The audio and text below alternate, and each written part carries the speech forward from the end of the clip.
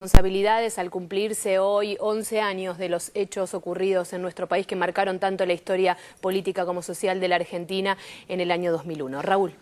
Exactamente, Patricia, hay una investigación que lleva demasiados años y demasiadas vueltas, marchas y contramarchas en la justicia, el sobreseimiento de los responsables políticos de estos hechos y la posibilidad de la revisión de esta resolución nuevamente en la justicia. Estamos con María Arena, que es era la esposa de Gastón Rivas, una de las víctimas de la masacre del 19-20 de diciembre. María, gracias por acompañarnos, y con el doctor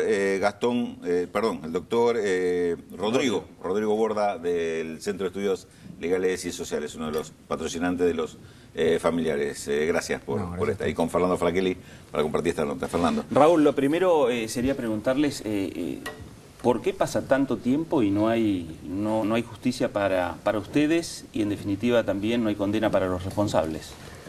Normalmente en nuestro país, en todos los casos complejos, si se entiende por casos complejos, casos en donde hay muchos victimarios y muchas víctimas, donde la investigación se complejiza porque no se lo encuentra en flagrancia al autor del delito. Esto no es algo que no sea normal, lamentablemente es a lo que nos tiene acostumbrado la justicia.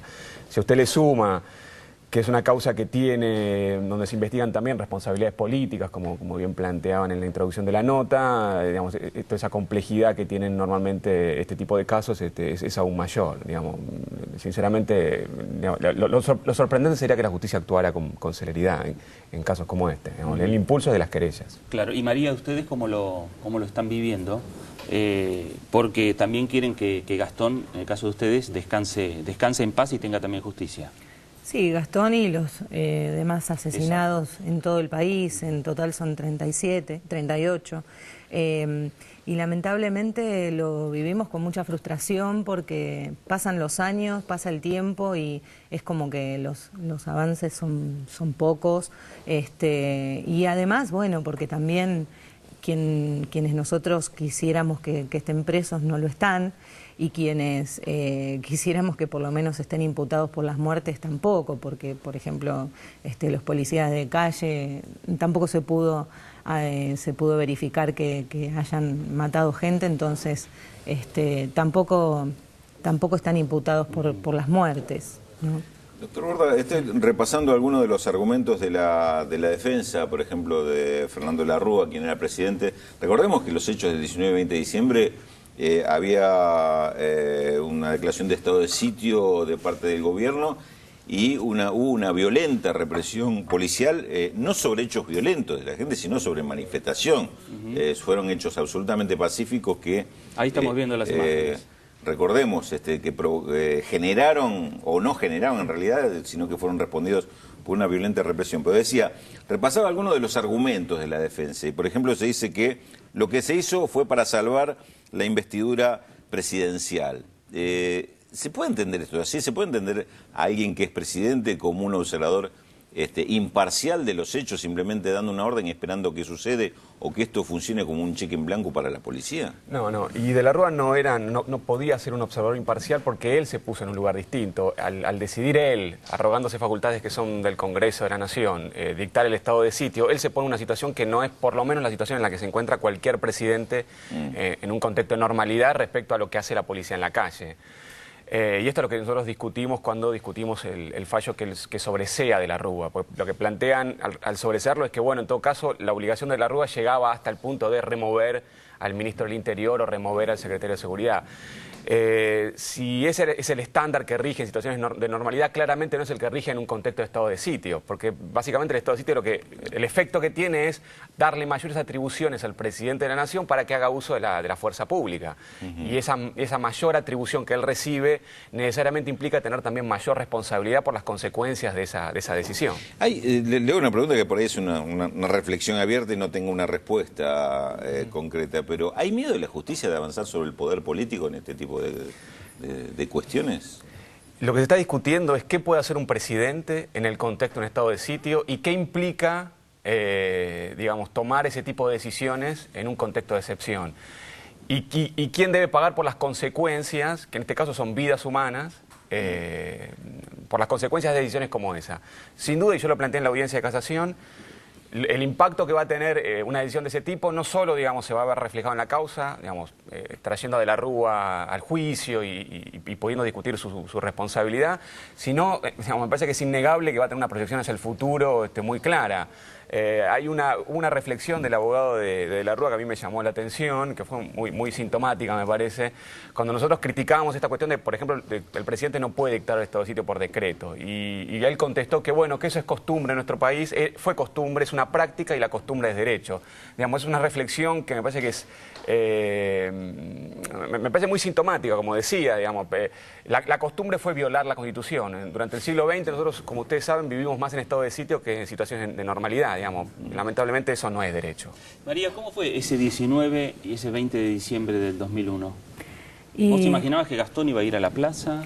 No, lo que sí, digamos, desde hacía muchos días ya veníamos hablando de la situación, de cómo se estaban desarrollando las cosas, y bueno, inclusive el 19 a la noche él me manifestó que le gustaría bueno, salir a hacer un poco de ruido, esas eran más o menos sus palabras.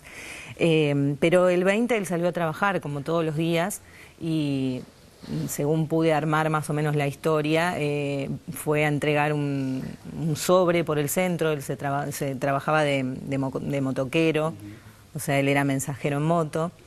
Y cuando estuvo por el centro, evidentemente se quedó, sintió que tenía que quedarse.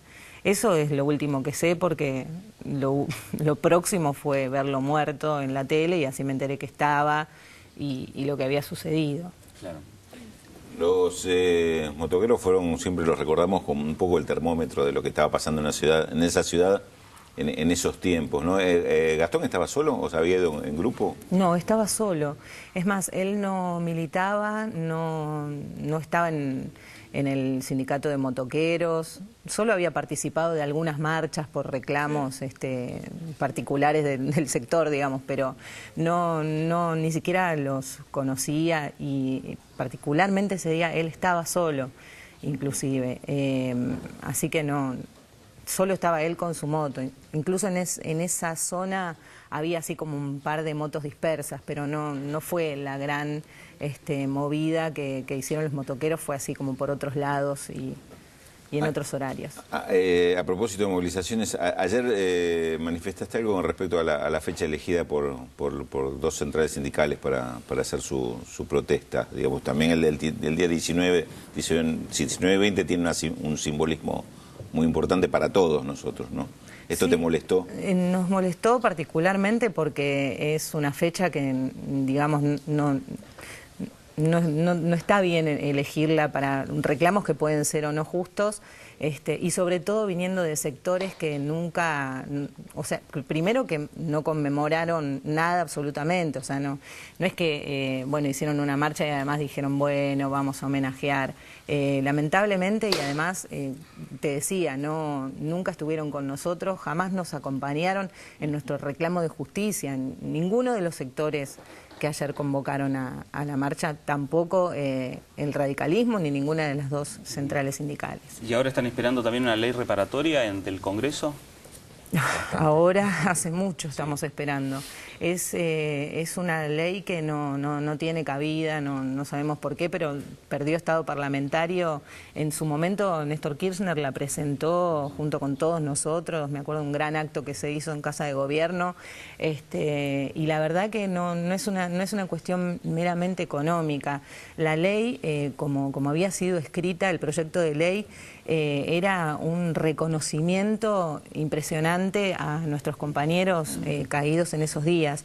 Entonces, lo que más nos interesa es, por un lado, el reconocimiento a los compañeros, y por el otro, que hay gente en todo el país que también está muy desprotegida, no es como acá que tenemos todo a mano, digamos, pero hay gente en todo el país que no está organizada, que no está protegida por la ley. Entonces, bueno, estaría bueno que se pueda reflotar y sacarla adelante, la ley. Bueno, María Arena, Rodrigo Borda, gracias, y esperemos que esta vez la justicia apunte hacia donde debe apuntar. Y déjame agradecerle a través de Rodrigo Borda al CELS todo lo que hace, porque es una de las instituciones que nos ha enseñado democracia en todos estos años, ¿no? Así que, a través tuyo, el agradecimiento a la institución que representas. Fernando, listo, pasamos a nuestros compañeros que nos dicen cómo seguimos. Sí, Raúl, para hacer una nueva pausa. Quédense ahí, ya venimos.